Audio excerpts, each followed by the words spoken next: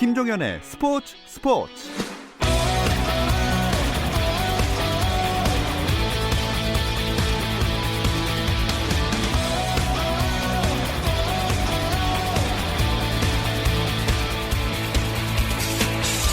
스포츠가 있는 저녁 어떠신가요? 아나운서 김종현입니다. 오늘 하루 스포츠계를 돌아보는 스포츠 타임라인으로 김종현의 스포츠 출발합니다.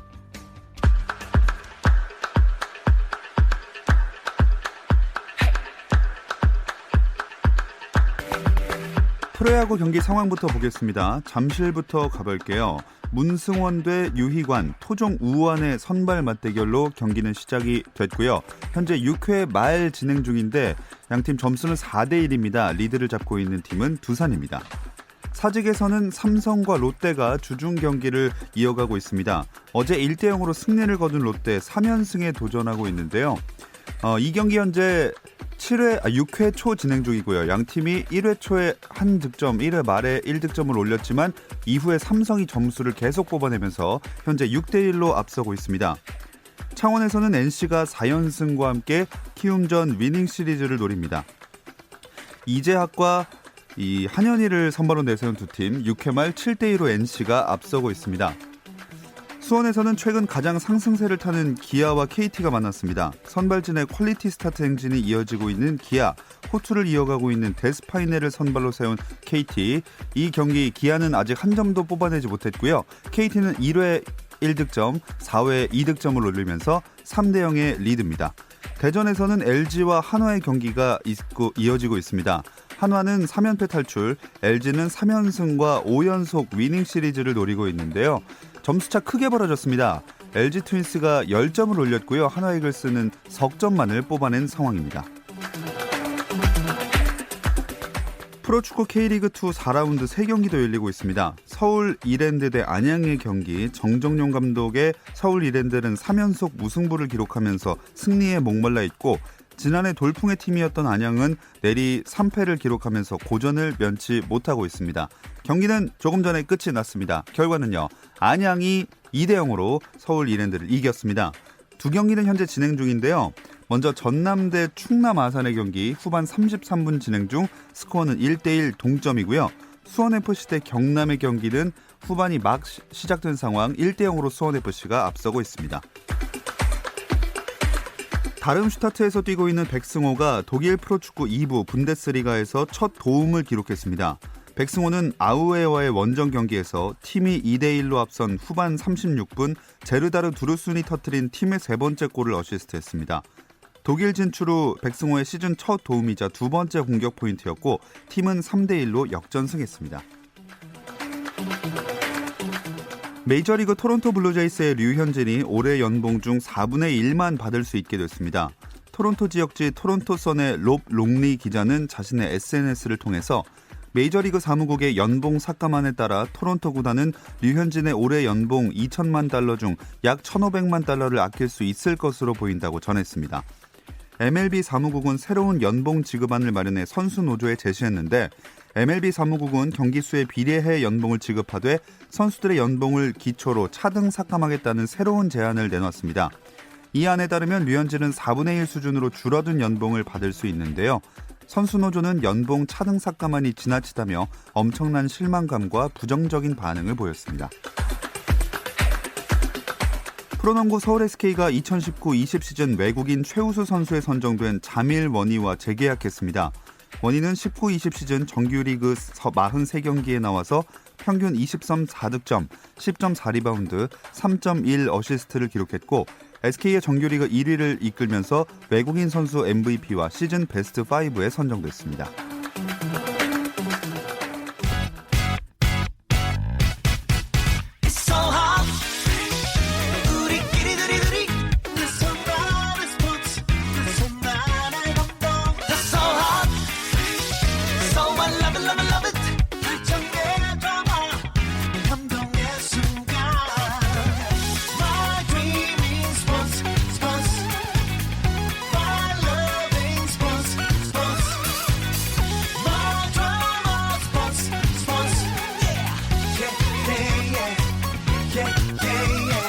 김종현의 스포츠.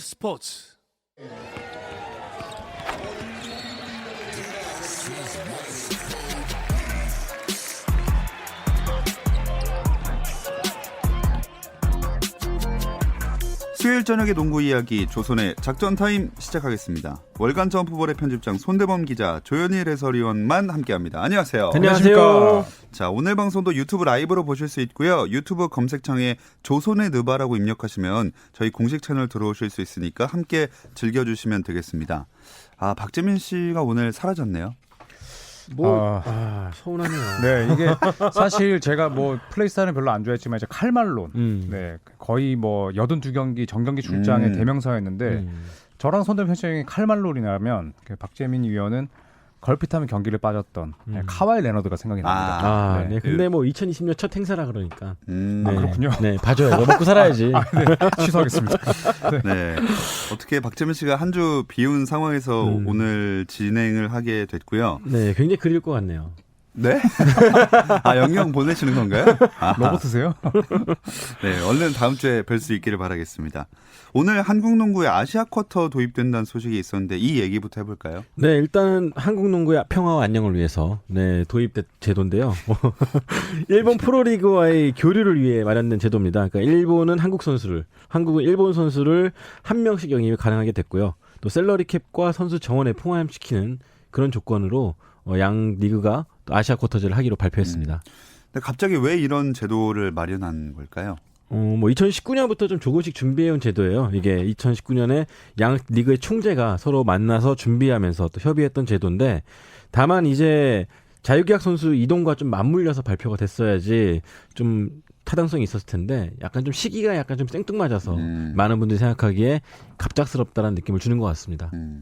구단들의 반응은 좀 어떤가요? 네. 서로 미루세요. 예. 아니야. 한 명이 없으니까 이게 없어지. 두 분이 많이 담당해 주셔야 됩니다. 구단의 동향은 이 손대범 편집장이 잘 설명을 해 주실 겁니다. 네, 일단은 뭐 제가 이제 9개 구단하고 통화를 좀 해봤는데 전체적인 취지는 좀 공감을 하고 있어요. 이게 하루 이틀 나왔던 얘기가 아니라 작년부터 나왔던 얘기이기 때문에, 다만 이제 아시아 리그 간의 교류가 좀 어떤 영향을 주는지 이해는 하고 있는데, 좀 코로나19로 인해서 기업 상황이 어려운 시점에서 일본 선수를 받아들이고 또 일본어를 할 수 있는 통역을 받아들여야 되고 또 수도도 마련해야 되고 이 부대 비용이 좀 들다 보니까 올해는 약간 좀 어렵지 않겠냐, 선수 영입하는 게. 뭐 DB 같은 경우 영입했다고 기사가 나긴 했지만 다른 구단들은 좀 어렵지 않겠냐라는 그런 반응이었고요. 다만 이제 앞으로 내다봤을 때, 먼 미래를 봤을 때 중국이나 필리핀까지 참여한다고 봤을 때는 뭐 중계권 계약이라든지 뭐 새로운 관중 유치라든지 이런 부분에서 좀 새로운 상황을 모색할 수 있기 때문에 좀 장점은 좀 인정을 하고 있었습니다. 그 말씀하신 대로 DB가 제일 거의 발표 나자마자 움직이는 것 같더라고요. 네. DB는 일단 이상범 감독이 이제 DB 지휘봉을 잡기 전에 이제 일본 이 B리그 구단 인스트럭터로 활동을 할 때 또 인연을 쌓았던 선수와 또 이제 계약을 맺게 됐는데, 이 나카무라 다이치라는 선수입니다. 23살이고 이 신장이 190cm의 듀얼 가드, 포인트 가드, 슈팅 가드를 다 볼 수 있는 선수고, 저도 이제 궁금해서 영상을 찾아보니까 굉장히 운동 능력도 좋고 또 슈팅도 되는 타입이라 KBL에서는 충분히 통할 수 있겠다는 생각이 또 들었고, 또 충분히 전도 유망하고 이상범 감독이 영건들을 키우는데 또 아주 적합한 능력을 가지고 있는 인물이기 때문에 어떤 궁합이 나올지는 또 상당히 기대가 되고 있습니다. 네, 또 저희 내부 취재 보고를 받아본 결과로는 이 선수가 일본에서 더 많은 돈을 받을 수가 있는데 이 오로지 이상범 감독을 보고 싶어서 이상범 감독을 배우겠다는 생각으로 왔다고 해요. 그만큼 좀 긍정적인 영향이 있을 것 같고, 또 저도 일본 현지 기자들한테 물어본 결과로는 장신의 아주 전도 유망한 선수가 왔다라고 평가를 하더라고요. 네, 이렇게 좀 다양성이 추가되는 측면에서는 재미도 증가가 될 것 같고 한데, 이번 FA 시장에서 갈 팀 찾지 못한 선수들도 많이 있지 않습니까? 네. 이렇게 진행이 되면은 국내 선수들 설 자리가 좀 더 좁아지는 것도 맞지 않을까요? 분명히 뭐 영향은 있겠죠. 왜냐하면 국내 선수들과 마찬가지로 이제 셀러리 캡도 영향을 받고, 그리고 또 로스터 한 자리도 이제 내줘야 되기 때문인데, 결국에는 뭐 국내 선수들이 자생력을 갖고 어떤 국적의 선수가 들어오든 간에 이 포지션 경쟁, 그리고 또 여러 가지 뭐 생산력 이런 것들에서 뭐 우위를 점하기 위해서는 본인 스스로가 살아남는 수밖에 없을 것 같습니다. 또 반대로 생각하면 우리 선수가 또 일본에 갈 수 있는 제도이기 때문에 이 본인이 좀 더 기회를 얻기 위해서 노력한다면은 또 다른 또 기회가 생기지 않을까 생각이 들고, 그러네요. 일본뿐만 아니라 중국이라든지 뭐 필리핀이라든지 이미 필리핀에는 또 이관희 선수나 김지한 선수가 다녀온 적이 있잖아요. 그러니까 그런 점 생각했을 때는 좀 멀리 보면은 또 새로운 기회가 되지 않을까라고 생각합니다. 그렇죠. 사실 뭐 이 국내 농구 팬들이 가장 바라는 게 뭐 메이저리그나 혹은 또 유럽 축구처럼 코리안 리거가 뭐 다른 리그에 가서 활약하는 장면을 보고 싶어 하잖아요. 예. 그런데 사실 국내 농구 팬들은 좀 그런 이 호사 아닌 호사를 누리지 못했는데 서로 그런 시너지 효과를 낸다면 또 농구 팬들에게도 좋은 일이 네. 되지 않을까 싶기도 합니다. 그러니까 저희도 언젠가 조선의 느바가 필리핀이라든지 중국에서 하면 어떨까? 자막 달고. 네. 자막은 누가 달죠? 제가 알겠습니다. 알겠습니다. 네, 네. AI가 해주겠죠. 뭐. 여기 어떤 분이 DB 지금 다이치 선수를 영입하게 되면 셀러리 캡은 어떡하냐고. 일단 그 부분은 다들 궁금해하고 있죠. 왜냐면 6월 1일부터 이제 연봉 협상이 시작이 되는데 일단 이 선수의 연봉은 셀러리 캡에 포함이 되는 거거든요. 예. 그러니까 누군가 이제 뭐 예를 들어 군 제대 예정 선수라든지 뭐 누군가가 좀 축소가 되는 결과가 나오지 않을까 생각이 듭니다. 자, 한국 농구에 대한 얘기를 해봤고요. NBA 얘기를 해보자면 재개 가능성이 좀 높아지는 분위기죠. 네, 그랬으면 좋겠습니다. 뭐 일단 미국 현지에서는 7월 중순에서 이제 7월 말 사이에 지금 중단됐던 NBA 시즌을 재개하겠다라는 보도가 나왔는데 지금 이런 보도가 앞다투어 나오고 또 구체적인 또 장소 그리고 계획까지 나온 걸 봐서는 현재까지의 상황을 놓고 봤을 때 가장 NBA 재개에 대한 좀 디테일한 그런 부분이 나와서 좀 기대가 되고 있습니다. 찰스 바클리가 NBA 재개 가능성이 100%다. 이게 호언장담하지 않았습니까? 네, 이게 바클리 전망은 사실 믿을 게 못 되긴 하는데 바클리가 이제 본인 피셜이 아니라 이제 방송 관계자와 나눈 이야기를 통해서 의견을 피력했기 때문에 약간 신빙성이 가는 신뢰도가 높아지는 그런 결과를 맞았습니다. 이게 7월이라고 해도 관중이 들어오기까지 좀 어렵겠죠? 상당히 어렵지 않을까 싶고 만약에 시즌이 7월 중순에 재개돼서 플레이오프 파이널까지 정상적으로 치러진다고 해도 사견으로는 뭐 관중을 들여보낼 생각. 미키마우스도 못 들어올걸요 아마. 그렇죠. 네. 디즈니 월드에서 이미 들어가 있지 않습니까? 도널드 덕도 못 들어옵니다. 네. 제가 봤을 때는 이 사람들이 상표를 또 막 얘기하고 있는 무관중으로 파이널까지 치르지 않을까 싶습니다. 이방인님이 무슨 추첨제 얘기하던데 그건 뭐냐고. 이게 이제 플레이오프 방식 변화가 약간 좀 불가피하기 때문에 네. 이제 여러 가지 아직 일정을 어떻게 마무리할지에 대해서는 얘기가 안 나왔잖아요. 이런저런 아이디어가 계속 쏟아지고 나오는데 추첨제 역시 뭐 플레이오프라든지 뭐 그런 부분에 대한 논의가 아닌가 생각이 들어요. 근데 불만이 가진 팀도 많고 지금 현재로서는. 그렇죠. 네. 또 데미안 릴라드, 이 포틀랜드 트레일블레이저스 에이스인 이 릴라드 같은 경우에도 이 플레이오프에 대한 가능성이 없다면 뛰지 않겠다. 그러니까 이게 이제 뭐 엄포를 놓는다기보다는 플레이오프에 대한 희망을 이어갈 수 있는 팀에게도 기회를 달라. 그렇죠. 네, 지금 이런 이야기를 했거든요. 그래서 지금 리그 사무국이 아마 머릿속이 굉장히 아플 겁니다. 아마 30개 구단의 의견을 다 합의하는 건 좀 어려울 것 같고 어떤 식으로 결과를 내면 좋을지 많이 궁금해지는데 저는 오히려 예전에 저희가 구독자님께서 내줬던 그 토너먼트 방식 있잖아요. 예. 그게 좀 실현되면 더 재밌지 않을까. 현재 네. 우리 야구에서 시행하는 방식과 그렇죠. 비슷한. 네. 아니면은 뭐 이 NBA 사무국의 높은 분들이 이 제리 크라우스와 마이클 조던의 정말 그 강압적인 리더를 또 닮았던 우리 손대부 편집장처럼 그냥 위에서 확 그냥 찍어 눌러서 리그를 또 재개하는 그런 방식도 네, 요즘 시대는 좀 맞지가 않죠. 네. 오늘 또 정장 입고 오셔서 굉장히 네, 합리적으로 네. 해야죠. 네, NBA 사무국에 용단이 필요한 시점인 것만은 분명해 보입니다. 자, 플레이오프 방식은 어떻게든 뭐 변화가 있어야 할 것 같은데 이 이야기는 잠시 쉬었다 와서 다시 나눠보겠습니다. 스포츠 잘 압니다. 김종현의 스포츠. 수요일 저녁의 농구 이야기 조선의 작전 타임 월간 점프볼의 편집장 손대범 기자 조현일 해설위원과 함께하고 있습니다.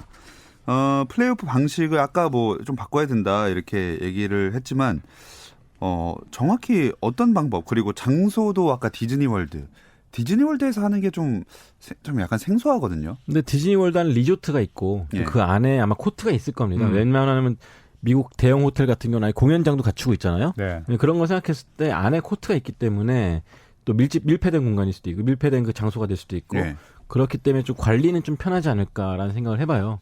그래가지고 그 부분만 선수들만 관리가 잘 된다면은 충분히 실현성은 있다고 봅니다.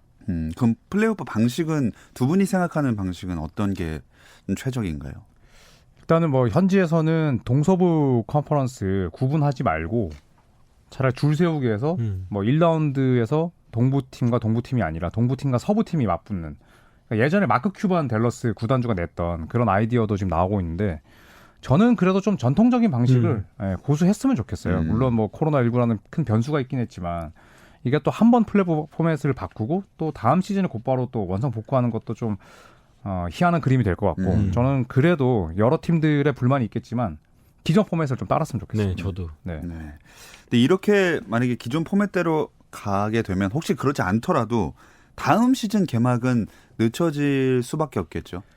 그렇겠죠. 뭐 아무래도 지금 맨 처음에는 2019, 2020 시즌이 어떻게 되더라도 그 다음 시즌 개막이 늦어져서는 안 된다. 그게 더 좋지 않다라는 그런 보도가 많았었는데 만약에 7월에 시즌을 개막한다면 기존의 뭐 10월 중순 개막은 상당히 어렵다고 보고 다음 시즌 개막도 충분히 좀 늦춰질 수밖에 없을 것 같아요. 그렇죠. 또 당장 7월 1일부터는 FA가 시작되는 기간인데 이미 그것도 포기한 상태고 또 드래프트도 늦춰지기 때문에 지난번에 한번 크리스마스 무렵에 개막될 수도 있다는 얘기 나왔었잖아요.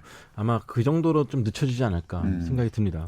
여기 전재웅 님이 동부는 디즈니에서 하고 서부는 라스베이거스에서 한다던데요 하셨는데 라스베이거스도 이제 뭐 워낙 그 호텔이 많고 그리고 또 농구 코트를 가지고 있는 또 아주 유명한 호텔도 있긴 한데 동서부를 이렇게 또 따로 운영을 하게 되면 사무국도 머리가 더 아프지 않을까요? 그렇죠. 아직까지 오피셜이 나오지 않았기 때문에 이 부분 좀 지켜봐야 될 것 같고 NBA에서 본 얘기 들은 걸로는 이제 심판이 몇 명이 배정될 것이냐 그 도시에 뭐 그런 것조차도 아직까지 명확하게 가이드라인을 못 정했기 때문에 이 부분은 조금 더 기다려야 되지 않을까 생각이 듭니다. 네, 지금까지 쭉 진행해봤는데 갑자기 제가 든 생각이 아무도 박재민 위원을 찾지 않네요. 댓글에서. 그러니까 계속 결장을 하다 보면 잊혀집니다. 그렇군요. 네. 근데 사실 저는 그리운 게 예. 이게 툭툭 한번 쳐줘야 되는데 네. 누구를요? 제가 한번 쳐드릴까요? 아니 그게 박재민 위원이 이제 저희 하는 말에 좀 툭툭 한번 쳐주면 좋았을 텐데 네. 허전하네요. 그러게 없으니까 또 약간 빈 자리가 느껴지는 것 같습니다. 네. 다음 주면 안 느껴지겠죠? 글쎄요. 보고 싶다고 이제 댓글이 올라오고 있어요. 몰랐던 게 아닐까요? 없는지? 네. 그럴 수도 있습니다. 예, 아디우 시약함 좋고요. 요새 그 마이클 조던 다큐멘터리 때문에 예전에 이제 묻혔던 논란들 하나씩 수면으로 다시 올라오는 그런 분위기인데 이번에는 마이클 조던이랑 아이제아 토마스가 좀 많이 얘기가 되고 있어요. 그렇죠. 이제 1992년 미국 대표팀 드림팀 선발 당시에 마이클 조던이 자신과 관계가 안 좋았던 아이제아 토마스를 배제시키는 데 있어서 앞장섰다. 네. 뭐 그런 논란이 오랜만에 또 다시 20년 만에 수면 위로 떠올랐죠. 네. 그래서 뭐 사실 마이클 조던은 그 이제 라스트 댄스 다큐멘터리에서 본인은 내가 조정하지 않았다라고 이제 그 당시에는 이야기를 했습니다만 뭐 사실 마이클 조던이나 또 찰스 바클리 또 그 당시 매직 존슨, 레리 버드 전부 다 이제 아이제아 토마스의 합류를 반기지 않았고 사적으로도 굉장히 싫어했던 건 팩트였죠. 네. 근데 조던이 그 다음에 기사로 나온 게 토마스가 드림팀에 포함되면 나는 뛰지 않겠다 이런 육성 테이프가 있다는 얘기도 있던데요. 네, 그렇죠. MBC 방송국에서 이제 보도한 자료인데 전 사실 육성 테이프가 공개되지는 않았는데 있다는 얘기가 나오면서 이제 조던이 거짓말을 한 것이 아니냐 이제 그런 말이 나오고 있죠. 사실 토마스를 싫어하는 건 이해가고 또 그럴 말도 할 법도 하지만 그동안 조던이 이제 안 해왔다고 적극적 부인해 왔잖아요. 네. 이제 그게 이제 테이프가 공개됐다는 거에 좀 사람들이 실망감을 좀 느끼는 팬들도 있는 것 같습니다. 이 테이프가 근데 내용이 딱 공개가 된 건 아니니까 네, 확신은 할 수 없는 거 아닌가요? 그렇죠. 두 분은 어떻게 생각하세요? 진짜 반대를 했을까요? 네, 저는 조던이라면은 싫은 내색을 굉장히 많이 했을 것 같아요. 네. 저는 대놓고 이야기했으리라 생각합니다. 네. 92년 그 드림팀 선발 과정을 다룬 책이 있거든요. 단행본이 나왔었는데 그때도 사실 조던은 처음에 드림팀에 가는 걸 되게 싫어했다고 그래요. 왜냐면은 이미 84년도에 올림픽에서 금메달을 땄기 때문에 굳이 여름에 또 가서 땀을 흘려야 되냐. 네, 그런 입장이었는데 그 조던을 데리고 오기 위해서 위에 분들이 굉장히 좀 눈치를 많이 봤다. 그렇기 때문에 저는 충분히 조던이 싫은 내색을 했거나 조현일 위원 말대로 싫어라고 말했을 것 같아요. 토마스에 대해서. 걔 가면 나 안 가. 왜냐하면 이제 그때는 조던이 다큐멘터리에 나오지만 굉장히 그 정신적으로 지쳐 있었습니다. 네. 언론의 그런 관심도 싫어했었고 그리고 또 아이제아 토마스와의 뭐 관계는 예전부터 좋지 않았기 때문에 또 무엇보다 조던뿐만 아니라 다른 선수들도 토마스의 합류를 반기지 않았다는 점을 감안했을 때 뭐 조던이 그런 분위기를 주도했을 가능성이 높지 않았을까 싶습니다. 그러니까 어느 정도냐면 그 디트로이트 피스톤스의 감독이 드림팀의 감독이었는데 근데 토마스가 빠지는 것을 이제 막지를 못했죠. 그만큼 조던 한 명만 싫어했다면 어떻게 됐을 텐데 여론 자체가 좀 눈치를 많이 보는 상황이었고 그렇기 때문에 약간 좀 막지 못했던 것 같고요. 아무튼 그렇게 사이가 안 좋아지게 된 건 여러 뭐 이유가 있겠지만 그 디트로이트 피스톤스 주전 선수들이 패배하게 되니까 그냥 악수도 안 하고 미리 나가버린 그 사건 이게 좀 많이 작용하지 않았을까 싶어요. 네, 좀 추했죠 사실. 예. 왜냐하면 이제 그때 아이지아 토마스가 이끌던 디트로이트 피스톤스는 뭐 배드보이즈 굉장히 좀 이 육탄전을 펼치고 때로는 뭐 선수를 가격까지 하는 진짜 어떻게 보면 상당히 좀 폭력적인 농구를 했거든요. 그럼에도 불구하고 이제 조던은 항상 그런 팀을 상대로도 시리즈에서 지면 축하한다는 이야기를 다 해주고 포옹을 하고 나갔는데 시카고가 이제 디트로이트를 처음으로 꺾었을 때 그때 이제 이 디트로이트 선수 특히 빌 레인비와 아이지아 토마스가 이야기를 나누더니 경기가 끝나지도 않았는데 그냥 라커룸으로 들어가 버렸거든요. 거기에 대해서 조던이 뭐 엄청나게 붕괴하고 있죠. 네, 스포츠 정신이 좀 어긋났던 행동이었다라는 말을 했었죠. 네, 그 토마스의 변명이 좀 약간 그래도 좀 궁색했던 게 그때는 그랬어. 레리 버드도 그랬고 왜 근데 나만 갖고 그래? 뭐 약간 이런 분위기였거든요. 근데 차라리 그냥 잘못을 인정했으면 아이지아 토마스가 좀 비난을 덜 받지 않았을까 하는 아쉬움도 있습니다. 그럼 실력으로만 봤을 땐 토마스가 충분히 드림팀 들어갈 만한 선수였나요? 그렇죠. 이미 91년도에도 리그를 대표하는 가드 중 한 명이었고 또 굉장히 정신력도 강했던 선수였고 개인 퍼포먼스만 본다면은 그렇기 때문에 실력이나 뭐 업적을 봤을 때는 충분히 뽑혔어도 됐을 선수였죠. 근데 이 그 미리 퇴장한 사건 말고도 이 조던과 토마스의 앙숙 관계가 더 예전에도 있었다는 그게 있네요. 조던이 신인 때였죠. 조던이 신인 때 올스타전에 갔었는데 그때 조던이 이제 봤을 때는 처음 올스타니까 이것저것 꾸미고 갔단 말이죠. 네. 근데 신인들이 선배들이 봤을 때 굉장히 좀 못마땅해 보였고 그래서 그런 썰이 있어요. 토마스가 주도해가지고 조던한테 패스하지 마. 뭐 그런 왕따를 시켰다는 썰이 있는데 그것조차도 사실 토마스는 부인을 했죠. 네. 조던은 굉장히 불쾌했었다 그러고. 그때 조던이 이제 유니폼 말고 이제 트레이닝복 입고 이제 금목걸이 같은 거 차고 나왔거든요. 네, 그래가지고 이제 선배들이 봤을 때는 거슬린다. 네, 그 중심에 토마스가 있었다라는 썰이 있습니다. 네. 네. 뭐 남의 나라 일 같지 않네요. 그럼 NBA에 이렇게 조던이랑 토마스처럼 대놓고 앙숙인 관계가 또 있나요? 지금은 풀어졌는지 모르겠는데 스카트 피펜과 찰스 바클리가 또 굉장히 안 좋았죠. 그렇죠. 두 선수가 같은 팀 한번 뛰었다가 굉장히 원수지간에 대해서 헤어진 적이 있습니다. 그래서 바클리가 해설할 때 피펜의 이름을 안 부른 적도 있었어요. 물론 KBL도 그런 적이 있긴 한데 바클리도 맞잖아요. 그렇죠. 네. 아, 그렇죠. 네. 네. 누구라고 말을 못 하겠지만 아무튼 바클리도 KC. 네, 그 피펜을 할 때 33번 선수라고 부른 적이 있죠. 네. 그리고 또 이제 피펜은 이제 바클리의 또 그 외모를 또 지적을 하면서 굉장히 좀 약간 유치한 싸움을 했었고 또 제가 상당히 좋아했었던 라트레 스프릴이라는 선수랑 또 팀 하더웨이 또 사이가 안 좋았었고 뭐 사이 안 좋은 선수들은 사실 차고 넘치죠. 그러니까 워낙 또 네. 대단한 선수들이 모여서 뛰는 리그다 보니까 네. 1인자, 2인자 간의 그런 다툼도 항상 빠지지 않는 요소 같아요. 근데 이 다큐멘터리를 보면서 사실 여기 자유 대한민국이라는 아이디를 쓰시는 분도 말씀해 주셨는데 약간 조던 신격화가 아니냐.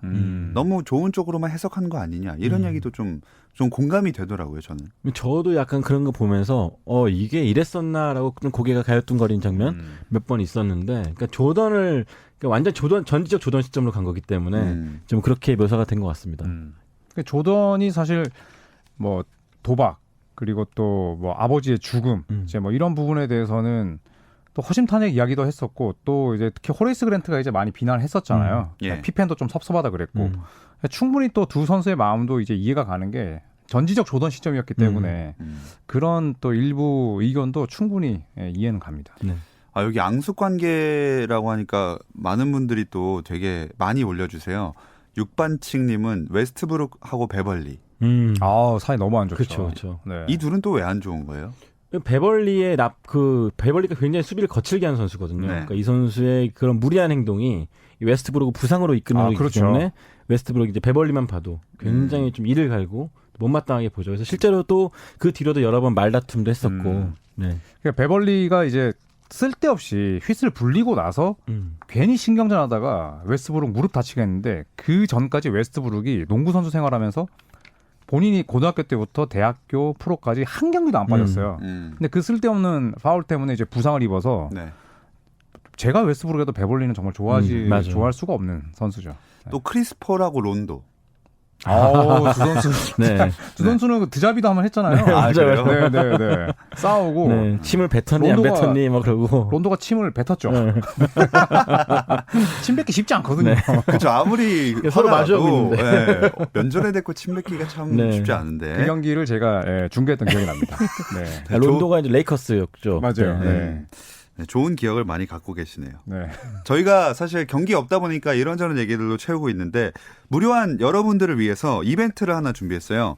얼마 전에 조선의 대결 주제로 등번호로 만들어본 가상 그 3대3 농구 대결 해봤잖아요. 이걸 보신 팬분들이 한번 실제로 해봐라. 그래서 저희가 진짜 하게 됐죠. 네. 사실 손대범 편집장이랑 저랑 10년 전에 한참 이 게임을 많이 했었어요. 그런데 사실 진짜 이거는 뭐 거짓이 아니라 그 당시에 제가 좀 압도적인 승률을 기록을 했었고 손대범 편집장이 그때 이제 너무 분개한 나머지 이제 전원을 강제로 끈다든지 아니면 이제 그 조이패드라 그러나요? 네. 던지고 막 이러셨거든요. 부디 이제 그런 불상사는 없기를 제가 이 자리에서 좀 네, 방송이니까 또 이제 네. 다 성인이니까요, 이제. 네, 그때 이게 성인이었습니다. 그때는 30밖에 안 됐어요. 네, 지금은 이제 불혹이기 때문에 우리 성숙한 게임 매너로. 정말 네. 제가 정중하게 부탁드리겠습니다. 네. 네. 게임하면서 근데 그 트래시 토크만 하지 않는 걸로. 네. 아 그래도 부록이니까 유혹에 흔들리지 않으셔야 하는 거 아닙니까? 그렇죠. 네. 네. 트레이스토크가 있어야지 또 경쟁이 또 더 점화되지 않습니까? 네. 네. 귀마개가 필요합니다. 네. 네, 10년 만에 리벤지 매치. 네. 금요일 6시입니다. 이번 주 금요일 6시 조선의 누바 유튜브 공식 채널에서 실시간 스트리밍으로 진행될 예정이니까 함께 즐겨주시고요. 아주 짧게 각오 한마디씩만 딱 하고 넘어가겠습니다. 네. 먼저 조현일 해설위원 딱 한마디. 부셔버리겠습니다. 그리고 스테반. 이기는 건 당연하고 매너도 이기겠습니다. 자, 여러분 많이 기대해 주시기 바랍니다. 이번 주 금요일 6시 조선의 누바 유튜브 공식 채널에서 실시간 스트리밍이 됩니다. 자, 그럼 수요일 저녁 농구 이야기 조선의 작전 타임 마칠 시간이 됐습니다. 함께해 주신 월간 점프볼의 편집장 손대범 기자, 조현일 해설위원 고맙습니다. 감사합니다. 내일도 별일 없으면 꼭 좀 다시 좀 들어주세요. 김정현의 스포츠.